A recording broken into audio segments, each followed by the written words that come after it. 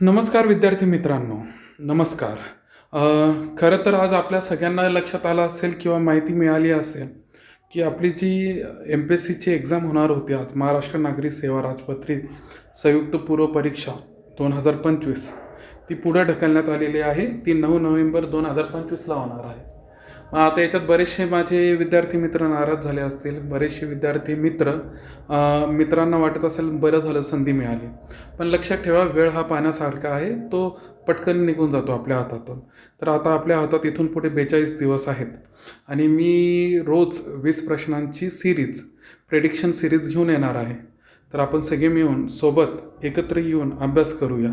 हा फक्त मी तुम्हाला शिकवायला येणार आहे किंवा असं नाही आहे.